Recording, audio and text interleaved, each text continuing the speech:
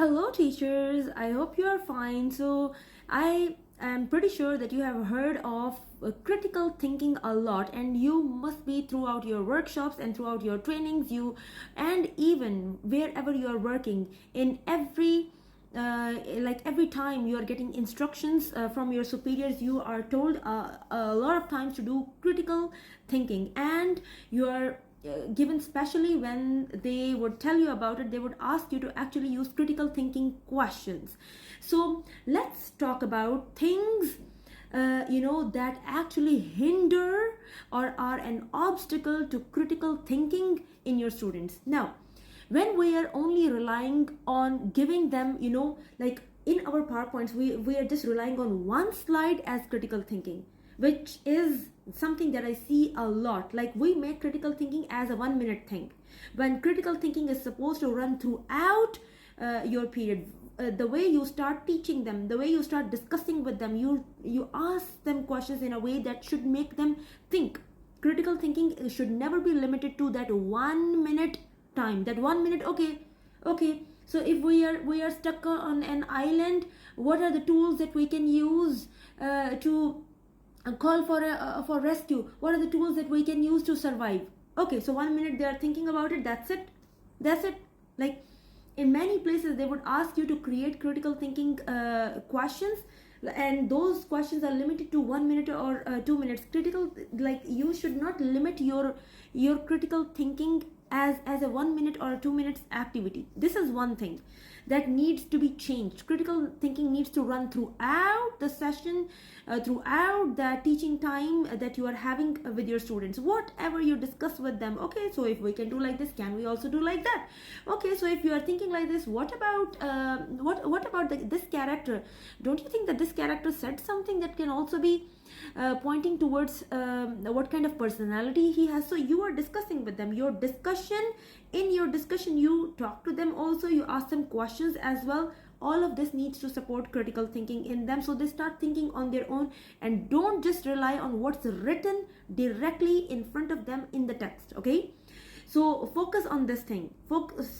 Think on your own as a teacher. Think, how can I really make them to think continuously and not just think, force them, because that's a forced thinking. When we force them only in 1 minute, okay, let's think now. Thinking is not something that we should be told that now think. Okay, think, Persia, now think. Thinking isn't something that we should be told to do. It should happen naturally. It should happen naturally without the students being told that you have to think now. Okay, let's start thinking.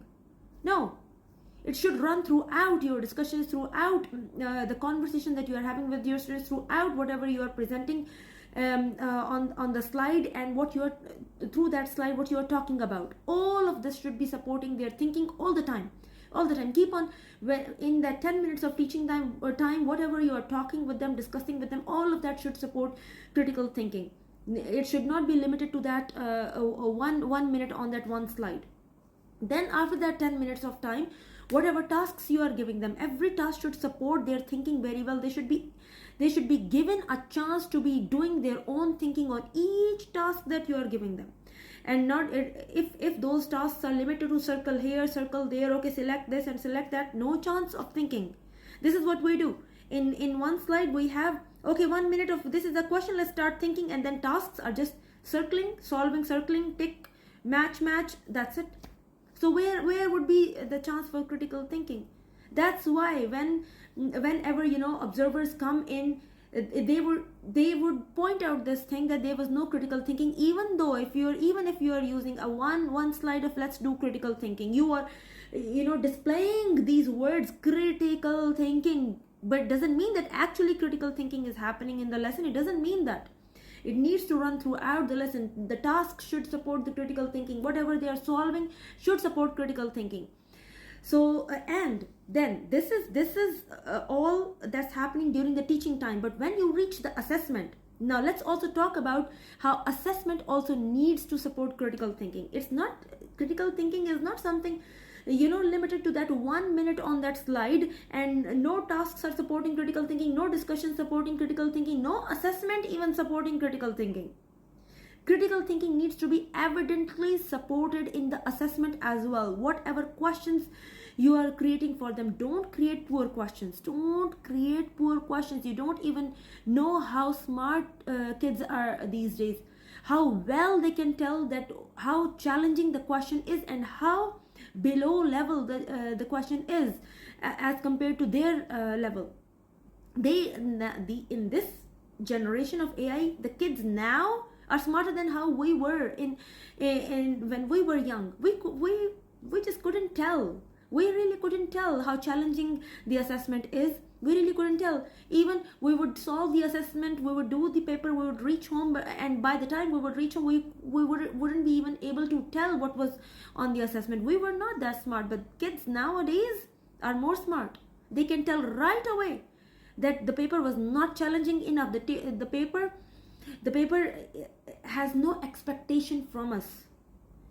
The expectation that is on the paper doesn't meet the expectation that the teacher has from us while we are learning with the teacher in the class, while we are solving tasks with her, while we are doing activities with her. That expectation is not the same as the expectation in the assessment. And also there are no chances to think. Teacher tells us to think a lot.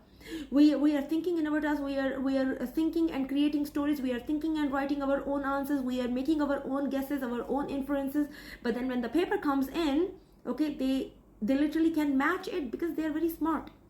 So critical thinking shouldn't just be a 1-minute slide, but the whole lesson, your whole teaching, the whole session should support critical thinking in every way possible. And when it comes to assessment as well, assessment should also support critical thinking. That's the problem with MCQs. That is the major problem with MCQs, that we do the thinking for them and we limit them to those 3 to 4 options. We have already done the thinking for them. We did it for them, and we are now limiting them to these options, and we are not giving them a chance to think on their own and create their own understanding of the text, and from their own understanding build their own answers based on how they are thinking about that question or thinking about that test. So they should have good chances to think, to critically think on the question and also what's going on in the text. So that's how you can effectively actually support critical thinking and build critical thinking and build an expectation of your students, pushing them to think. There should never be any activity, there should never be any task, there should never be any assessment where there was zero chance for them to think. Zero chance for them to think and create their answers, because if they are not thinking, they would not create their own answers. So keep on pushing them to think. That's how you would be able to actually improve the level of thinking in your students. I hope it helps. Thank you so much.